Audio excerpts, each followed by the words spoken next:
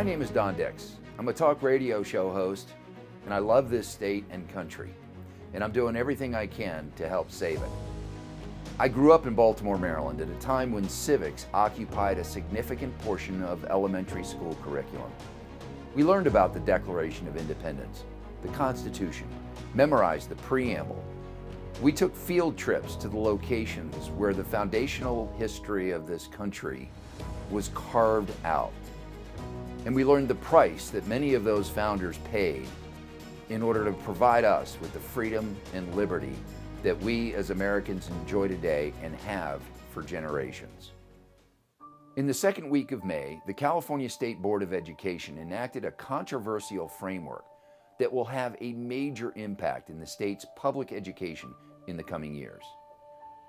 The no-holds-barred K-12 health curriculum teaches children as young as kindergarten about gender identity issues and talks explicitly with high school students about every imaginable sex act. My name is Tim Thompson. I'm the senior pastor of 412 Church in Marietta. I got together with a guy named John Andrews. He goes to my church, and I gave him some very specific parameters. I said, I want you to look at issues of life. I want you to look at issues of marriage, issues of sexuality, issues that have an impact on the culture for the Lord. My name is John Andrews. I'm a husband, a father, and a member of 412 Church in Marietta. I was reading stories in the news of controversial sex ed programs being introduced to kids, specifically in California. And I, like any other concerned parent, decided to pick up the phone and sort of ask questions as to what was going on in my school district. I was able to get in touch with the right people. I spoke with the director of curriculum, and I had questions regarding a couple different controversial topics that we're hearing about a lot. They had explained to me that they were just meeting the requirements of the law to teach on gender identity or transgenderism or whatever it is, and that's required of them in AB 329. But things went south when we got a copy of Positive Prevention Plus sex ed curriculum, the curriculum that they were teaching to our junior high and high school kids. Yeah, that's when things changed.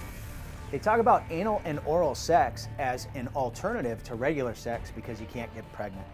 They talk about mutual masturbation. They discuss gender roles, the gender spectrum, and in the support material, which is provided to teachers and students to accompany the curriculum, they take it even further.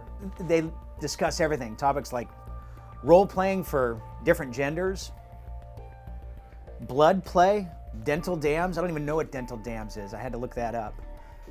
Fisting is mentioned. I mean, they mention it all, and it absolutely has no place in a sex ed program for kids.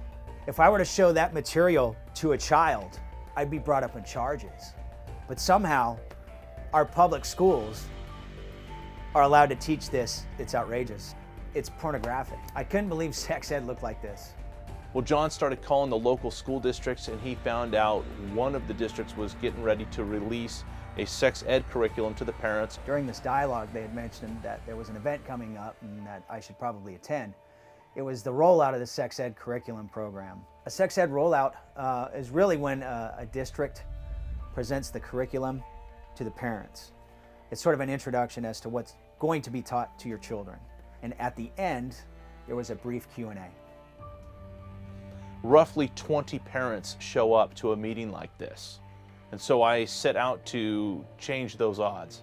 And I called all the pastors in the valley that I knew, and I said, we need to get our congregations out to hear what is going to be taught to our children as it pertains to sexuality.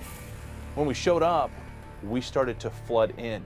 And it really overwhelmed them because they started pulling chairs out from all over the place, trying to accommodate the sheer numbers of people that were showing up. I go all over the state now talking to churches and church leaders and trying to help engage them in the culture and what's going on. And quite frankly, really what I'm met with most of the time is, no, there's no way that's happening in our community. And the fact is, it is. Hey, we can be effective. We can have our voice be heard.